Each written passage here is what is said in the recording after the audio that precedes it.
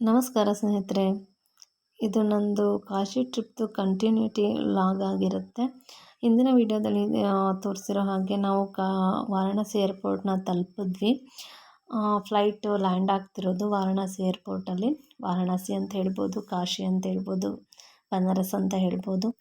3-4 ರೀತಿಯ ಹೆಸರುಗಳಿದೆ. ವಾರಣಾಸಿ ಏರ್ಪೋರ್ಟು ತುಂಬ ದೊಡ್ಡದೇನಲ್ಲ, ತುಂಬ ಚಿಕ್ಕ ಏರ್ಪೋರ್ಟು. ನಮ್ಮ ಬ್ಯಾಂಗ್ಳೂರು ಕಂಪೇರ್ ಮಾಡಿದ್ರೆ ನಮಗೆ ಚಿಕ್ಕದು ಅನಿಸುತ್ತೆ ಅಷ್ಟೇ. ಬ್ಯಾಂಗ್ಳೂರಿಗೆ ಕಂಪೇರ್ ಮಾಡಿದ್ರೆ ವೆದರ್ ಕೂಡ ತುಂಬ ಬಿಸಿಲಿದೆ ಅಲ್ಲಿ. ನಾವು ಹೋಗಿದ್ದು ಬಂದು ಜುಲೈ ಮಂತಲ್ಲಿ ಹೋಗಿದ್ವಿ. ಜುಲೈ ಮಂತಲ್ಲೂ ಕೂಡ ತುಂಬ ಹೆವಿ ಬಿಸಿಲಿತ್ತು, ತಡ್ಕೊಳಕ್ಕಾಗ್ತಿರಲಿಲ್ಲ ಅಷ್ಟು ಬಿಸಿಲು. ನಾವು ಬೆಂಗಳೂರಲ್ಲಿ ತುಂಬ ಮಳೆ ಇತ್ತು ನಾವು ಹೋಗಿದ್ದ ಟೈಮಲ್ಲಿ. ಆದರೂ ಕೂಡ ಅಲ್ಲಿ ವೆದರ್ ತುಂಬ ಆಪೋಸಿಟಾಗಿ ಇತ್ತು. ನಾವು ಲ್ಯಾಂಡ್ ಆಗಿದ್ದ ನಂತರ ನಾವು ಟ್ಯಾಕ್ಸಿ ಮೂಲಕ ವಾರಣಾಸಿ ಸಿಟಿನ ತಲುಪಿದ್ವಿ. ಅಲ್ಲಿ ನಾವು ರೂಮ್ನ ಬುಕ್ ಮಾಡಿದ್ದು ಬಂದು ಜಂಗಮವಾಡಿ ಮಠದಲ್ಲಿ. ದೇವಸ್ಥಾನಕ್ಕೆ ನಿಯರೇ ಇತ್ತು ಅದು ಮಠ. ಹೆಚ್ಚಾಗಿ ಕನ್ನಡದವರೇ ಇರ್ತಾರಲ್ಲಿ, ಕನ್ನಡ ಬರೋರು ಇರ್ತಾರೆ. ಕರ್ನಾಟಕದವರು ಆಲ್ಮೋಸ್ಟ್ ಹೋಗೋರೆಲ್ಲರೂ ಅಂದರೆ ಒಂದು ಹೈ ಬಜೆಟ್ ಅಂತ ಇಲ್ಲ, ಒಂದು ಮೀಡಿಯಮ್ ರೇಂಜಲ್ಲಿ ರೂಮ್ಗಳು ತುಂಬ ಚೆನ್ನಾಗಿ ಸಿಗುತ್ತೆ. ತುಂಬ ಕ್ಲೆನ್ಸಿನೆಸ್ಸು 5 ಸ್ಟಾರ್ ಟ್ರೀಟ್ಮೆಂಟ್ ಇಲ್ಲ ಅಂತ ಹೇಳಿದ್ರು. ಒಂದು ಮಿಡಲ್ ಕ್ಲಾಸ್ ರೇಂಜಿಗೆ ಓಕೆ ಅಂತ ಹೇಳ್ಬೋದು. ಎ ಸಿ ಮತ್ತು ನಾನ್ ಎ ಸಿ ರೂಮ್ಗಳು ಚೆನ್ನಾಗಿ ಸಿಗುತ್ತೆ ಅಲ್ಲಿ. ನಾವು ಪೇ ಮಾಡಿದ್ದು ಬಂದು 1 ಡೇಗೆ ನಾನ್ ಎ ಸಿ. ನಾವು ಅಲ್ಲಿನ ನೈಟ್ ಸ್ಟೇ ಮಾಡೋ ಐಡಿಯಾ ಇರಲಿಲ್ಲ, ಯಾಕೆಂದರೆ ನಾವು ಓಡಾಡೋದಿತ್ತು. ಹಾಗಾಗಿ ನಾವು ನಾನ್ ಎ ಸಿ ರೂಮ್ನೇ ತೊಗೊಂಡಿದ್ವಿ. ಪರ್ ಹೆಡ್ ಬಂದು 700 ಇತ್ತು ನಾವು ಹೋಗಿದ್ದ ಟೈಮಲ್ಲಿ. ನಾವು ಹೋಗಿ ಬಂದು ಇನ್ನು ಹತ್ತತ್ರ 1 ವರ್ಷ ಆಗ್ತಿದೆ. ಹಾಗಾಗಿ ಯಾರಾದರೂ ಟ್ರಿಪ್ಪು ಹೋಗೋರಿದ್ದರೆ ನಾವು ಬಜೆಟ್ ಫ್ರೆಂಡ್ಲಿಯಾಗಿ ನೋಡ್ತೀವಿ ಅಂದರೆ ಜಂಗಮವಾಡಿ ಮಠದಲ್ಲಿ ರೂಮ್ನ ಮಾಡ್ಬೋದು. ನಾವು ನಂತರ ರೂಮ್ನ ತಲುಪಿದ ನಂತರ ಒಂದು Banaras university opposite Vishwanath temple ಅಂತ ಇದೆ, ವಿಶ್ವನಾಥ್ ಮಂದಿರ ಅಂತ, ಅಲ್ಲಿಗೆ ಹೋದ್ವಿ. ಅಲ್ಲಿ ಆ ಟೆಂಪಲ್ ಇದು ಅಂದರೆ ಇಲ್ಲಿ ವಿಡಿಯೋನ ನಾವು ಒಳಗಡೆ ಮಾಡೋದಕ್ಕೆ ಇಲ್ಲೂ ಕೂಡ ಯಾವುದೇ ಪರ್ಮಿಷನ್ ಇಲ್ಲ.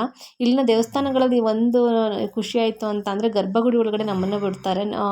ದೇವ್ರಿಗೆ ತೀರ್ಥ ಅಂದರೆ ಅಭಿಷೇಕ ಮಾಡೋಕ್ಕೆ ನೀರನ್ನ ಹಾಕ್ತಾರಲ್ಲ, ಅದನ್ನೆಲ್ಲ ಮಾಡೋಕ್ಕೆ ನಮಗೂ ಕೂಡ ಬಿಡ್ತಾರೆ.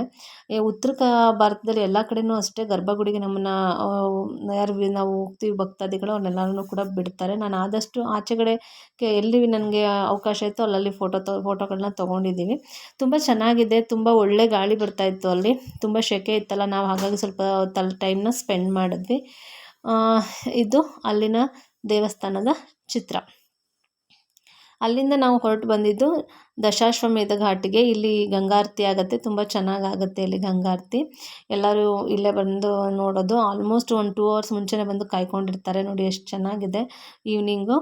ತುಂಬ ಚೆನ್ನಾಗಿ ಅನ್ನಿಸ್ತಾ ಇತ್ತು, ಒಳ್ಳೆ ಫೀಲಿಂಗ್ ಇದೆ. ಅದು ನೋಡೋಕ್ಕೆ ಒಂದು ಖುಷಿ. ನೋಡಿ ಈಗ ಪ್ರಿಪ್ರೇಷನ್ ಮಾಡ್ಕೋತಾ ಇದ್ದಾರೆ ಗಂಗಾರತಿಗೆ.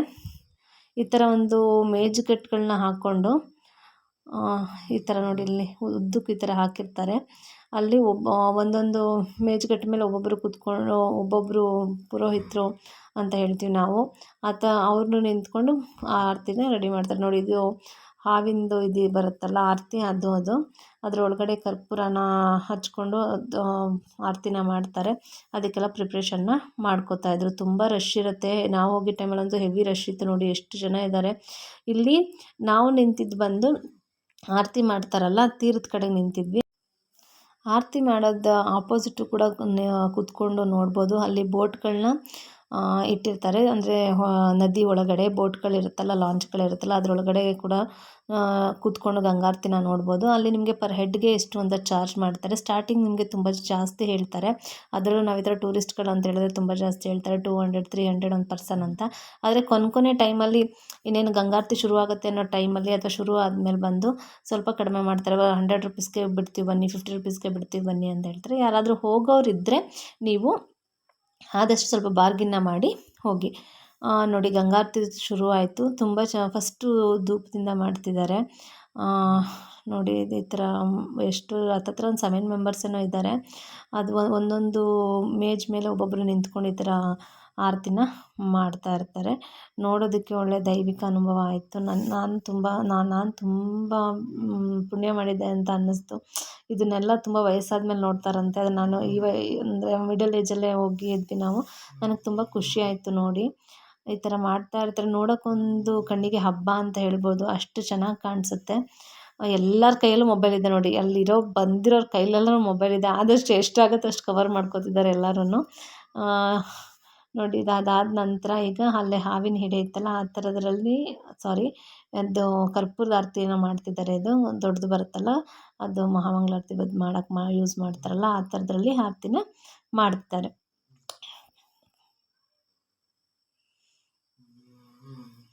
ನಾವು ಹೋಗಿದ್ದ ದಿವಸನೇ ಇದು ಗಂಗಾರತಿನ ನೋಡಿದ್ದು ನಾವು. ಅಂದರೆ ನಮಗೆ ಟೈಮ್ ಇತ್ತು, ಒಂದು 5:30 ನಮ್ಮದೆಲ್ಲ ದೇವಸ್ಥಾನದಿಂದ ಆಚೆ ಬಂದಿದ್ವಲ್ಲ, ಹಾಗಾಗಿ ಹೋಗಿದ್ದ ದಿನ ನಾವು ನೋಡಿದ್ದು. ಇದು ಹತ್ತಿರದಿಂದ ಒಂದು ವೀಡಿಯೋ ಆಗಿದೆ ನೋಡಿ. ಇದು ಹಾವಿನ ಸೆಡೆ ಇತ್ತಲ್ಲ ಅದ್ರಲ್ಲಿ ಮಾಡ್ತಿರೋದು ಗಂಗಾರತಿ. ತುಂಬ ಚೆನ್ನಾಗಿ ಕಾಣಿಸ್ತಾ ಇತ್ತು.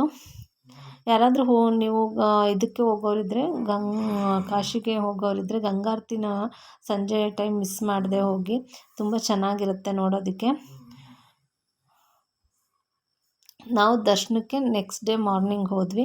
ದರ್ಶನದ ಕತೆ ಕೂಡ ಹೇಳ್ತೀನಿ. ನಾವು ಅರ್ಲಿ ಮಾರ್ನಿಂಗೇ ದರ್ಶನಕ್ಕೆ ಹೋಗಬೇಕು ಅಂತ ಹೇಳಿ ಇದು ಈ ಗಂಗಾರತಿನ ಮುಗಿಸಿದ ನಂತರ ನಾವು ತಂಗಿದ್ದಂಥ ಜಂಗಮವಾಡಿ ಮಠದಲ್ಲೇ ಊಟದ ವ್ಯವಸ್ಥೆ ಎಲ್ಲ ಇರುತ್ತೆ. 3 ಟೈಮ್ ಊಟ ಅವರೇ ಕೊಡ್ತಾರೆ. ತುಂಬ ಮೊದಲೇ ಹೇಳ್ದಂಗೆ 3 ಸ್ಟಾರ್ ಎಲ್ಲ ಇಲ್ಲ. ಒಂದು ರೊಟ್ಟಿ ಅಥವಾ ಚಪಾತಿ ಅಥವಾ ಅನ್ನ ಸಾಂಬಾರು ಏನೋ ಒಂದು ಐಟಮ್ ಮಾಡಿಟ್ಟಿರ್ತಾರೆ, ಊಟ ಮಾಡ್ಬೋದು. ನಮ್ಗೆ ಅಷ್ಟು ದೂರ ಹೋಗಿ ಅದು ಸಿಗುತ್ತಲ್ಲ ಅದೇ ನಮ್ಮ ಪುಣ್ಯ. ಇದ್ರ ಕಂಟಿನ್ಯೂಟಿ ವ್ಲಾಗ್ ಮುಂದಿನ ವೀಡಿಯೋದಲ್ಲಿರುತ್ತೆ. Thank you.